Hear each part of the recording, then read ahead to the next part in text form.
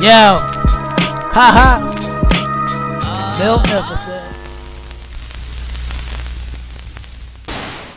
What is good, YouTube? It's your boy Milt Nicholson coming back with another video. Now, today we're going to talk about what I've been up to, why I've been secretive about certain things, and quite frankly, I knew what was going on in the whole sneaker community, so it gave me a chance to focus on what I really wanted to get done, which is numerous of technological or virtual projects that I'm currently in the middle of. I was just waiting on one little item, and that one little item is here today. So if you saw my previous video, you know that yesterday I said I was going to drop a hint, and I got the Magic Mouse 2 from Apple that doesn't require batteries, unlike the last year's model, which I've actually the year before, where it required batteries. This is just a lightning cable, you charge, ready to go. So now I made some enemies. I made some enemies on the way down here because on the road with Apple, I was actually before Apple, I was a diehard Android/Windows user. And I decided to venture off and go on the dark side.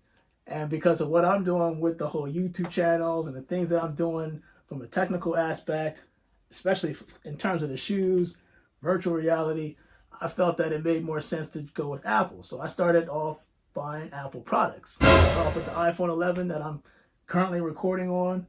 And then it transpired to the AirPods. Ended up getting the Apple iPad 9.7. Of course, the iWatch. So I even got the iPencil, if I'm not mistaken. This is how bad it's gotten. So the iPencil. So I've kind of like ventured off, and I wanted to like experiment with most of the Apple products. The problem is most of the stuff that I do on a day-to-day, I need a laptop. So the last laptop that I had, Windows-based personal laptop I have, is from 2006. Me, I'm a guy, I take care of my things, whether it be my car, clothes, whatever it is. I'd like to have things that last a long time, right? Any item. So you got to keep that in mind. Now, let me put things in perspective. Having a 2006 HP computer with Windows 7 still running just fine. And I have the Note 8, right? If you don't remember the Galaxy Note 8. The technical aspect, or if you want to say the specs, for this phone has equal or better value than my computer. So this phone is more powerful than my 2006 computer. Let that sink in. So it was time for a change, and that's the reason why I ended up getting this Apple device. Now, it took longer for it to come to me simply because I tweaked it. I made modifications to this particular laptop simply because I didn't want the one that was the generic one, the one you normally would just get with a click of a button. You get the generic features. They probably can maybe send it from like an Apple store. Excuse me. And it'll get here quicker. But because I made some modifications to mine's came all the way from China. And then it made its way over here through customs, and you get what I'm saying. So this is the box, and I think this is the computer. And I say think because there was quite a few packages that came today. I think this is the one. So I'm not going to flip it over the other side because it has my personal information.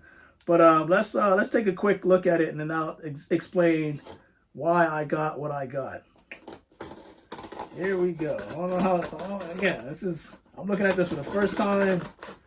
Figured you're probably going to see it a couple more times here on the channel. And Fort Knox in here. Oh, that's pretty easy. All right, let's toss this to the side. Here you go. Introducing the MacBook Air 2020. Now, what special modifications that I did? Well, let me just give you a little breakdown on why I did what I did. So from the spec aspect, I think by default, the MacBook Air comes with an i3 processor. to you, you're probably like, well, why the heck does that? Well, you know, for us tech people, we obviously know what a processor is, why RAM's important. So let me just break that down real quick. You have different Intel processors that Apple uses. And what sucks is that next year, if I'm not mistaken, it was announced that Apple is going to be using a different processor, much like their own. So they're going to kind of do away with Intel and then use their own processors that they use with their laptops and their phones. They're going to try to integrate that with their laptops 2021, possibly 2022. So if you think about it, a processor, just think of, and I try to tell people, for those that don't understand, think of a processor as like a device, right? It's going to power the actual computer based off speed, right? And at the speed it's processing whatever applications, it kind of dictates, you know, how your computer is going to run. But with RAM, it's like virtual memory. It's temporary memory. It's not permanent. And it needs enough RAM to store all this information. Now you'll see dual core, quad core, and then I just tell people, look, when you see that those type of terminologies, just think of dual core, right? So that just means two programs that can run simultaneously at the same time. Quad core, obviously the same. Four programs, if I'm not mistaken. It should be four. Running at the same time. That's typically how it goes, right? So don't get that confused with RAM memory with physical memory. Physical memory is the stuff that you get and it's stored on there, and it's stored on there forever until you delete it, remove it, or do it, or as long as it stays intact, it should be on your disk memory permanently. But virtual RAM is just a temporary storage. It's two separate things. So when I looked at all the specs and stuff like that, in terms of the application that I plan on using, especially with the Oculus VR headset, the Quest is what I have, and I'll get into that in a future video. I had to get something that was going to be able to perform at a higher rate. Now, most people would say, you know what, why didn't you just get the Pro? Well, you know what, Milton doesn't have that much cha-ching dollars to get those type of specs. And not only that, I needed something small, compact. I'm not busting out in any gaming. That's what gaming consoles are for. I don't game. I'm not a PC gamer.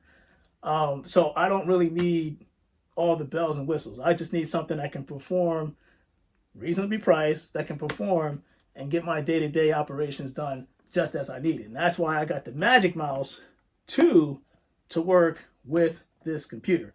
So this is how it looks out of the box. And that's before I even get into this. Let me go back to the processor. So we see Intel chips. You see i3, i5, i7.